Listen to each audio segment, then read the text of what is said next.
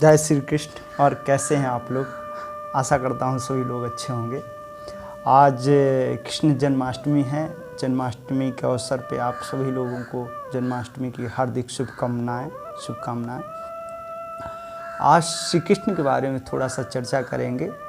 Video लंबा हो सकता है, लेकिन श्री कृष्ण के बारे में जानना अत्यंत आवश्यक है। अगर जीवन जीना है तो भगवान को जानना पड़ेगा कि भगवान श्री कृष्ण कौन थे। भगवान श्री कृष्ण एक योगी थे। भगवान श्री कृष्ण एक योगी थे। 16 कलाओं से अवतरित थे भगवान। उनके 16 कलाओं का आज वर्णन करेंगे। थोड़ा सा 16 कलाओं के बारे में बताएंगे भगवान श्री कृष्ण का। भगवान श्री कृष्ण हिंदू धर्म में विष्णु के अवतार माने जाते हैं। श्री कृष्ण साधारण व्यक्ति न होकर एक युग पुरुष थे। एक युग पुरुष थे। कृष्ण का गीता ज्ञान समस्त मानव जाति एवं सभी देश काल के लिए प्रदर्शक है। हम आपको श्री कृष्ण कलाओं के बारे में बताने जा रहे हैं, जो आए भगवान के बारे में बता रहे हैं। अब देखते हैं पहली कला कौन सी थी। धन संपदा। भगवान धन संपदा, पहली कला थी धन संपदा। अब धन संपदा क्या है? जिस व्यक्ति के पास अपार धन हो, वह आत्मिक रूप से भी धनवान हो, जिसके घर से कोई भी खाली हाथ न जाए, वह प्रथम कला से संपन्न माना जाता है। यह कला भगवान श्री कृष्ण में मौजूद थी। यह कला भगवान श्री कृष्ण में मौजूद थी। दूसरी कला कौन सी है? भू अचल संपत्ति। भू अचल संपत्ति। जिस व्यक्ति के पास पृथ्वी राज भोगने की क्षमता है, पृथ्वी के एक बड़े भूभाग पर जिसका अधिकार है, उस क्षेत्र में रहने वाले जिसकी आज्ञाओं का सहर्ष पालन करते हैं, वो अचल संपत्ति का मालिक होता है। भगवान श्री कृष्ण ने अपनी योग्यता से द्वारिकापुरी को बसाया, इसलिए वह कला भी इनमें मौजूद थी। दूसरी कला भी मौजूद थी भगवान श्री कृष्ण में। तीसरी कला है कीर्ति यश प्रसिद्धि। जिसके मान सम्मान यश कीर्ति से चारों दिशाओं में गूंजती हो, लोग जिसके प्रति स्वतः ही श्रद्धा और विश्वास रखते हो, वह तीसरी कला से संपन्न होता है। भगवान श्री कृष्ण में यह कला भी मौजूद थी। लोग सहर्ष से श्री कृष्ण के जयकार करते हैं। उनमें तीसरी कला भी भगवान में थी। चौथी कला है इला वाणी की सम्मोहकता। वाणी की सम्मोहकता एक तरह से। चौथी कला का नाम है इला वाणी की, जिसका अर्थ है मोहक वाणी। भगवान श्री कृष्ण में यह कला भी मौजूद है। पुराणों में भी उल्लेख मिलता है कि श्री कृष्ण की वाणी सुनकर क्रोधी व्यक्ति भी अपना शुद्ध बुद्ध खोकर शांत हो जाता था। मन में भक्ति की भावना भर उठती थी। यशोदा मैया के पास शिकायत करने वाली गोपियाँ भी श्री कृष्ण की वाणी सुनकर शिकायत भूलकर तारीफ करने लगती थी। वो शिकायत करने जाती थी भगवान की, लेकिन वहाँ पर भी वो तारीफ करने लगती थी श्री भगवान की।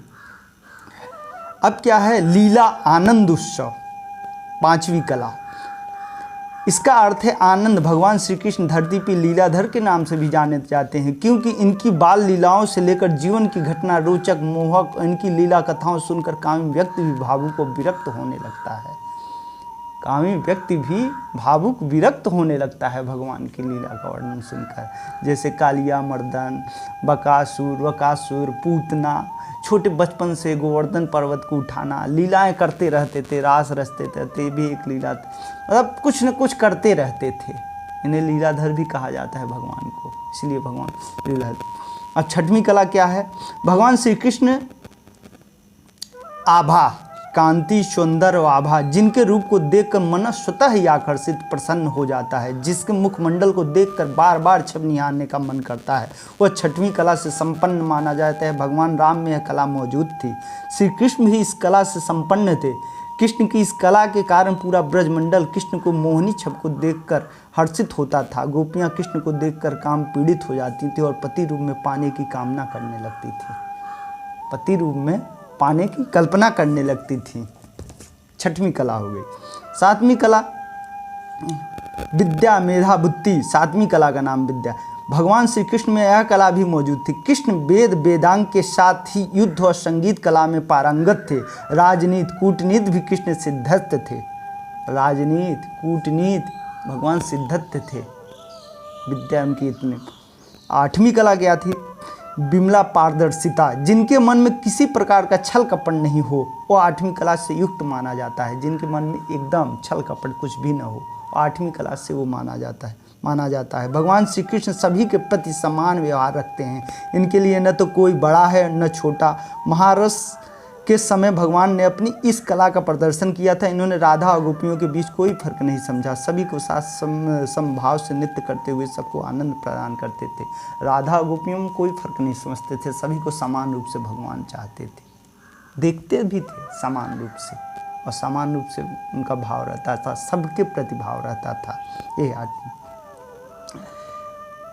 नौवीं कला क्या है? उत्कृष्टनी प्रेरणा और नियोजन। महाभारत के युद्ध के समय श्री कृष्ण ने नौवीं कला का परिचय देते हुए युद्ध से विमुख अर्जुन को युद्ध के लिए प्रेरणा किया और धर्म पर धर्म की विजय पताका लहराई। नौवीं कला के रूप में प्रेरणा को स्थान दिया गया है, जिसमें इतनी शक्ति मौजूद हो कि लोग उसकी बातों से प्रेरणा लेकर लक्ष्य भेदन कर सकते हैं। नौवीं कला में प्रेरणा को उत्साह दिए हैं भगवान, जिसके अंदर मतलब नौवीं कला में प्रेरणा है। भगवान ने अर्जुन को ऐसी प्रेरणा दी को अर्जुन ने महाभारत का युद्ध जीता। एक तरह से अर्जुन ने गांडीव रख दिया था कि ये तो सगे संबंधी, हम इनके प्रति कैसे बाण चलाएं, लेकिन भगवान ने इतना उत्साह, ऐसी प्रेरणा दी को अर्जुन को लक्ष्य भेदन करना ही पड़ा और जीत हासिल हुई, विजय हासिल हुई। ये है नौवीं कला। 10वीं कला क्या है? ज्ञान नीर क्षीर विवेक। ज्ञान नीर क्षीर विवेक। भगवान कृष्ण ने जीवन में कई बार विवेक परिचय देते हुए समाज को नई दिशा प्रदान की है, जो 10वीं कला का उदाहरण है। गोवर्धन पर्वत पूजा अथवा महाभारत युद्ध टालने के लिए दुर्योधन से 5 गांव मांगना है कृष्ण के उच्च स्तर का विवेक का परिचय है। ये उच्च स्तर का विवेक का परिचय है। भगवान उच्च स्तरीय विवेक था उनके पास। 11वीं कला क्रिया कर्मणता। 11वीं कला के रूप में क्रिया को स्थान प्राप्त है। भगवान श्री कृष्ण इस कला से भी संपन्न थे। जिनकी इच्छा मात्र से दुनिया का हर काम हो सकता है, वो कृष्ण सामान्य मनुष्य की तरह कर्म करते हैं और लोगों को कर्म की प्रेरणा देते हैं। महाभारत युद्ध ने कृष्ण ने भले ही हाथों में हथियार लेकर युद्ध नहीं किया, लेकिन अर्जुन के सारथी बनकर युद्ध का संचालन किया। भले ही भगवान ने शस्त्र लेकर युद्ध का वो नहीं किया, लेकिन अर्जुन का सारथी बन के भगवान ने अर्जुन को विजय दिलाई। सारथी बन के उनने कर्म के बारे में, यहाँ पे कर्म प्रधान बताया भगवान ने, गीता में एक चैप्टर कर्म प्रधान। 12वीं कला क्या है? योग चित्तलय। जिनका मन केंद्रित है, जिन्होंने अपने मन को आत्मा में लीन कर लिया है, वह 12वीं कला से संपन्न श्री कृष्ण है। इसलिए श्री कृष्ण एक योगेश्वर भी कहलाते हैं। कृष्ण उच्च कोटि के योगी थे। अपने योग बल से कृष्ण ने बाहस्त्र के प्रहार से माता के गर्भ में पल रहे परीक्षित की रक्षा की।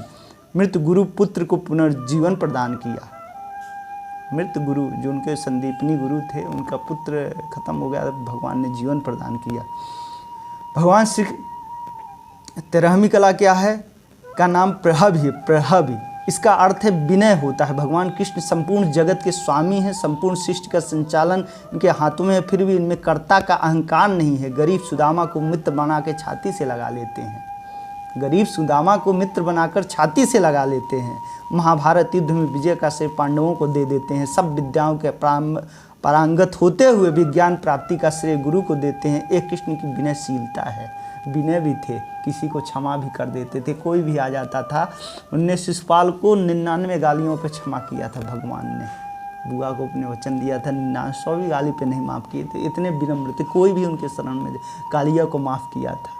उनके शरण में इतने विनय थे, उनके अंदर इतना विनम्र था, प्रेम था इतना कि आप चले जाएं आपको माफ़ कर देते थे। गोपियों को माफ़ कर देते थे, वो भी शिकायत करती थी फिर भी माफ़ कर देते थे। वो तो बड़ी। अब 14वीं कला क्या है? सत्य यथार्थ। भगवान श्री कृष्ण की 14वीं कला का नाम है सत्य। श्री कृष्ण कटु सत्य बोलने से भी परहेज नहीं रखते हैं और धर्म की रक्षा के लिए सत्य को परिभाषित करना भी जानते हैं। यह कला सिर्फ कृष्ण में है। शिशुपाल की माता ने कृष्ण से पूछा कि शिशुपाल का वध क्या तुम्हारे हाथों होगी? कृष्ण ने निसंकोच कह देते हैं, यह विधि का विधान है, मुझे ऐसा करना पड़ेगा। ये विधि का विधान है, मुझे ऐसा करना पड़ेगा। जब शिशुपाल की माता ने बोला, शिशुपाल व्याधि था बचपन से छोटा सा, तो उसकी माँ बहुत चिंतित थी। तो आकाशवाणी हुई थी कि जब जिसके स्पर्श से ये सही हो जाएगा उसी के हाथों इसका वध होगा। तो भगवान एक बार घूमने गए और भगवान उसको लेते हैं शिशुपाल को, तो वो सही हो जाता है शिशुपाल। तो उनकी माता जान गई, तो फिर वचन लेती हैं, तुम न मारोगे कृष्ण शिशुपाल को। तो बोलते हैं कि 99 गलतियाँ इसकी माफ़ करेंगे बुआ, लेकिन 100वीं गलती न माफ़ करेंगे। 99 गलती माफ़ करी थी, 100वीं गलती नहीं माफ़ करी थी। निसंकोच सत्य कह देते हैं, हाँ ऐसा विधि का विधान है, मुझे मानना पड़ेगा। जब उनकी बुआ ने पूछा। 15वां क्या है?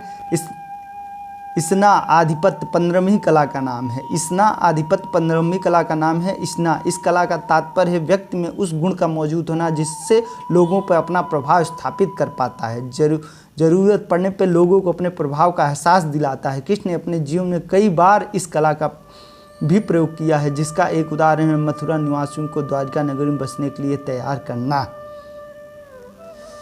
16वीं कला क्या है? अनुग्रह, उपकार बिना प्रत्युकार के भावना से लोगों का उपकार करना, यही 16वीं कला है। भगवान कृष्ण कभी भक्तों से कुछ पाने की उम्मीद नहीं रखते हैं, लेकिन जो भी इनके पास इनका बनकर आ जाता है उसकी हर मनोकामना पूरी करते हैं। ये भगवान के अंदर 16 कलाएं अवतरित हैं जिनका वर्णन किया है। तो आप सोचिए कि आपके अंदर कौन सी कला है मौजूद है। और जन्माष्टमी पर कुछ भगवान की चर्चा होनी चाहिए, इसीलिए हमने आज 16 कलाओं का वर्णन किया है। आप लोग भी सोचिए और भगवान को देखिए। उनके बिना भगवान ने सबसे पहले गीता में कर्म को प्रधान रखा है कि आप कर्म करेंगे तभी उस फल की इच्छा, आप कर्म करते जाइए, फल की इच्छा न करिए कि हमको मिलेगा क्या मिलेगा, लेकिन आप सच्चे मन से सच्चे हृदय से कर्म करते जाइए, फल की इच्छा न करिए। Thank you. सुनने के लिए धन्यवाद आप लोगों का, और ऐसे ही प्यार बनाए रहिए और सुनते रहिए। धन्यवाद। जय श्री राम।